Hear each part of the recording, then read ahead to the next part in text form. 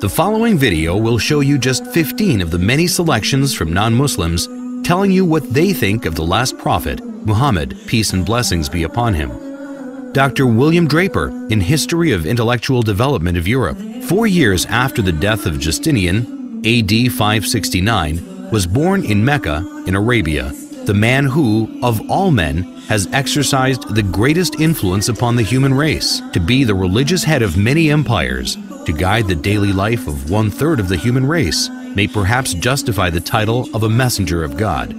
Philip K. Hitti, in History of the Arabs, within a brief span of mortal life, Muhammad called forth of unpromising material a nation never wielded before. In a country that was hitherto but a geographical expression, he established a religion which in vast areas suppressed Christianity and Judaism, and laid the basis of an empire that was soon to embrace within its far-flung boundaries the fairest provinces in the then civilized world. Thomas Carlyle, in Heroes and Hero Worship and the Heroic in History, the lies which well-meaning zeal has heaped round this man are disgraceful to ourselves only. A silent, great soul, one of that who cannot but be earnest. He was to kindle the world. The world's maker had ordered so. Mahatma Gandhi, statement published in Young India, 1924.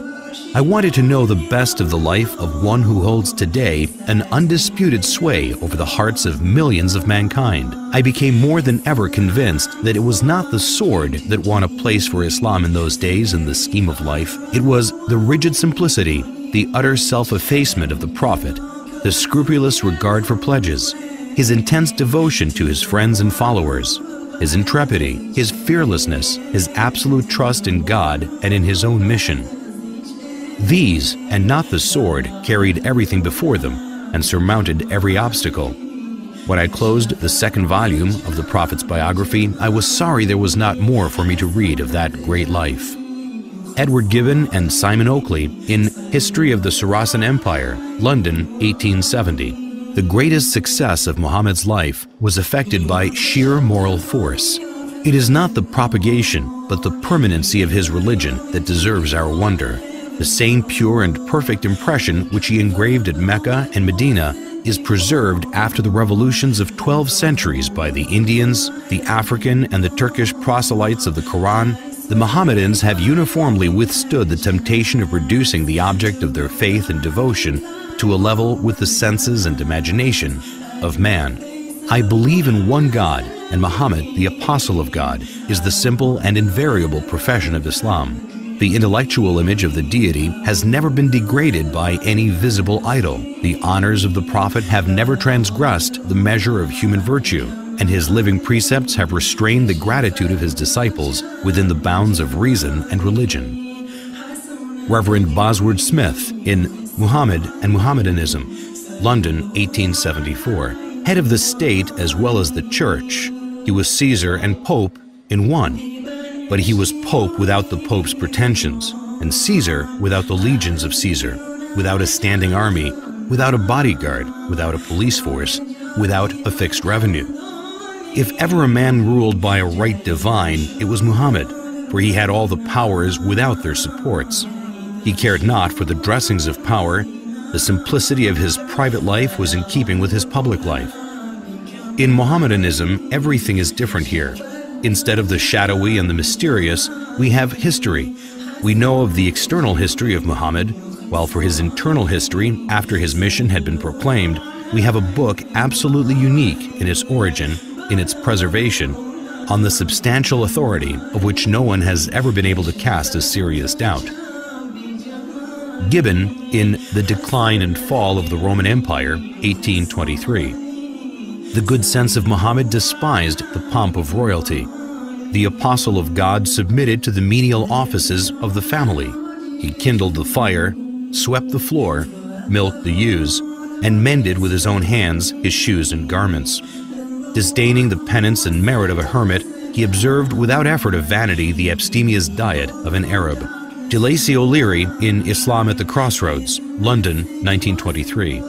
History makes it clear, however, that the legend of fanatical Muslims sweeping through the world and forcing Islam at the point of sword upon conquered races is one of the most fantastically absurd myths that historians have ever repeated. Sir George Bernard Shaw in The Genuine Islam, Volume 1, Number 8, 1936. If any religion had the chance of ruling over England, nay, Europe, within the next 100 years, it could be Islam. I have always held the religion of Muhammad in high estimation because of its wonderful vitality. It is the only religion which appears to me to possess that assimilating capacity to the changing phase of existence which can make itself appeal to every age. I have studied him, the wonderful man, and in my opinion, far from being an antichrist, he must be called the savior of humanity. I believe that if a man like him were to assume the dictatorship of the modern world, he would succeed in solving its problems in a way that would bring it the much-needed peace and happiness. I have prophesied about the faith of Muhammad that it would be acceptable to the Europe of tomorrow as it is beginning to be acceptable to the Europe of today. Michael Hart in The 100, a ranking of the most influential persons in history, New York, 1978. My choice of Muhammad to lead the list of the world's most influential persons may surprise some readers and may be questioned by others.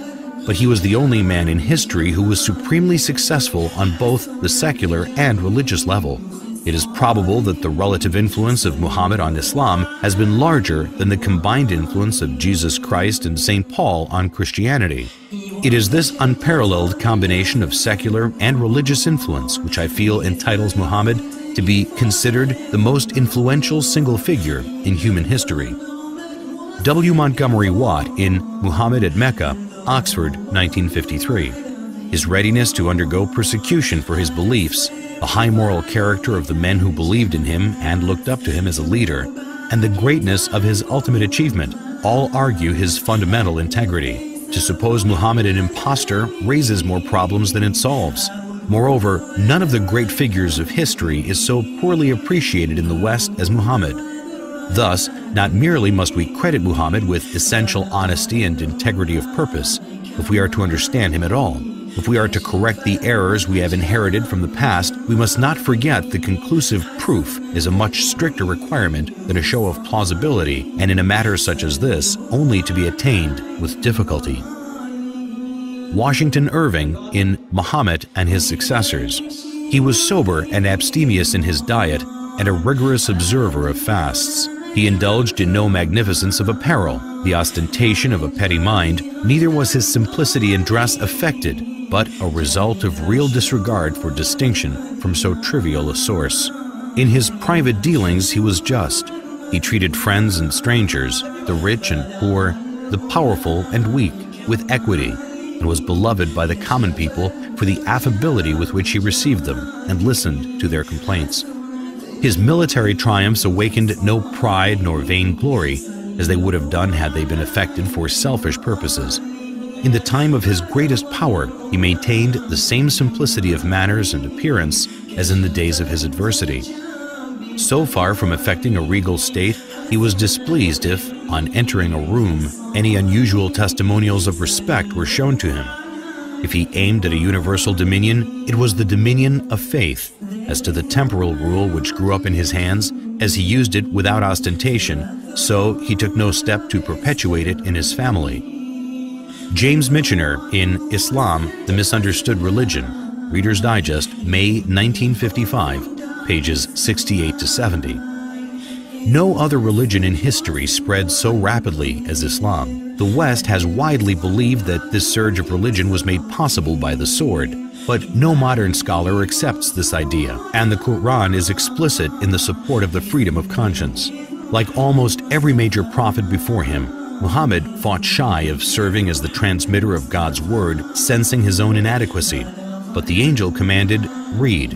So far as we know, Muhammad was unable to read or write, but he began to dictate those inspired words which would soon revolutionize a large segment of the earth. There is one God. In all things, Muhammad was profoundly practical. When his beloved son Ibrahim died, an eclipse occurred, and rumors of God's personal condolence quickly arose. Whereupon Muhammad is said to have announced, "An eclipse is a phenomenon of nature. It is foolish to attribute such things to the death or birth of a human being." At Muhammad's own death, an attempt was made to deify him, but the man who was to become his administrative successor killed the hysteria with one of the noblest speeches in religious history. If there are any among you who worshipped Muhammad, he is dead. But if it is God you worshipped, he lives forever. Lawrence E. Brown in The Prospects of Islam, 1944.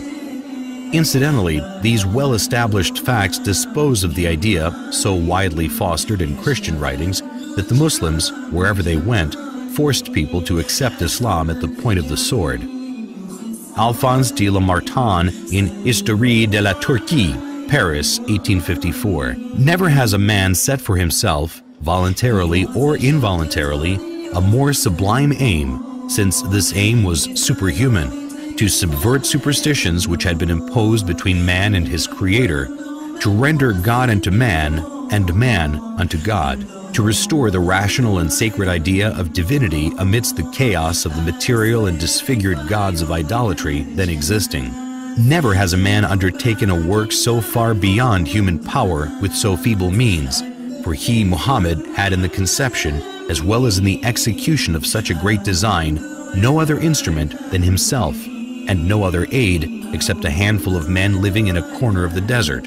Finally, never has a man accomplished such a huge and lasting revolution in the world, because in less than 2 centuries after its appearance, Islam, in faith and in arms, reigned over the whole of Arabia and conquered in God's name Persia, Khorasan, Transoxania, Western India, Syria, Egypt, Abyssinia, all the known continent of northern Africa, numerous islands of the Mediterranean Sea, Spain, and part of Gaul.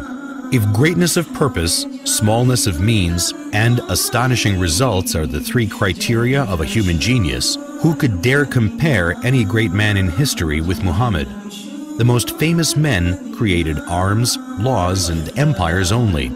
They founded, if anything at all, no more than material powers which often crumbled away before their eyes. This man moved not only armies, legislations, empires, peoples, dynasties, but millions of men in 1/3 of the then inhabited world.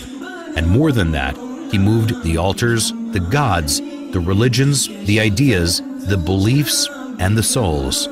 On the basis of a book, every letter which has become law, he created a spiritual nationality which blends together peoples of every tongue and race.